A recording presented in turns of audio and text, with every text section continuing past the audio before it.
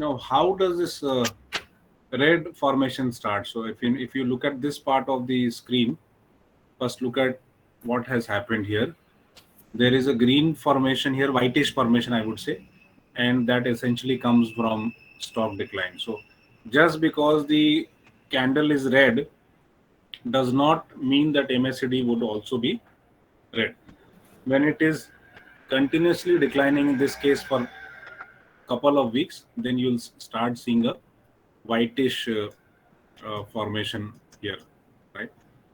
Then the question should be, while the stock is going up, why do we still see these red MACD bars, right? So what does it indicate? If you look at the pattern, rather, what you will see is the stock is falling, then moves up slightly, then it falls, then moves up slightly, and then it finally has a huge or a big amount of correction. The correction in this case, if you want to measure, is about, if I just want to measure this, is about 38% in this case, which also includes possibly, yeah. So this is what has happened during Jan to Feb, which corrected by about 40%. Now that's a major correction in this company, which is Lal Path Lab. So why that is happening, we'll have to understand that this possibly is a trap. The stock is actually correcting. When moves up, this is correcting. So this is as per the wave theory, which we have studied recently. And what also gets captured in the MACD via the EMA formula is that do you see the candles are getting smaller? Can all of you notice this? Yes.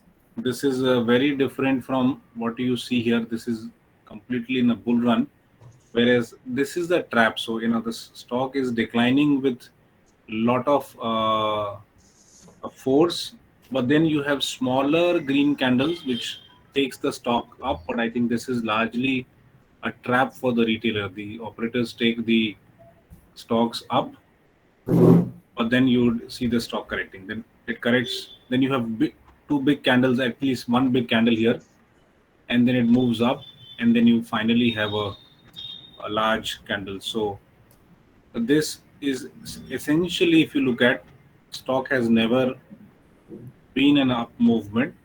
If you look at these part of the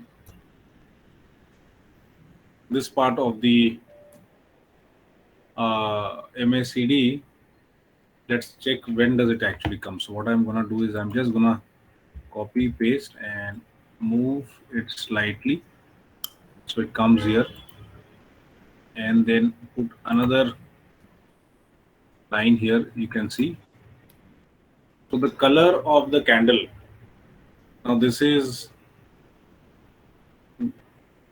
green in color, but if you see, it has actually led to a pinkish candle. But what is also very important is that this particular candle actually leads to a red candle. So EMA has certain lag because you are looking at uh, 12 days average, you are looking at 26 days average. So please understand that the immediate upward movement may not will not impact the color of the MACD. So we still see this as a red color. So essentially, what is happening here?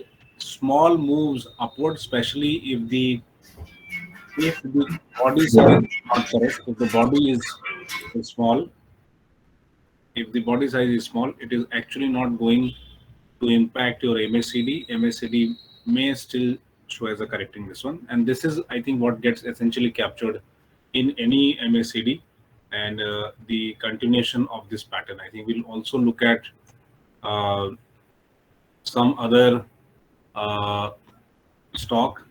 I think one more example to understand this. But I think let's look at this one. I think the similar pattern you see here is while the stock is correcting.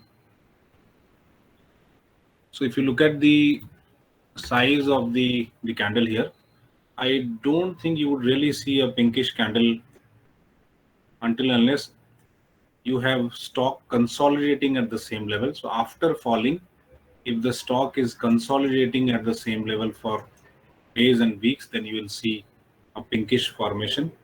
If the stock falls and moves up slightly, but has lot of small bodies as or is continuously sold, I think you would continue to see a red body formation. As you can see this, if you analyze the size of the candles here, what do you actually see? So I think what is essential is also to understand the size of the body. So one, it is small. Second, it has lot of tails uh, towards the lower side, so it has a lot of cell side pressure while it is covered.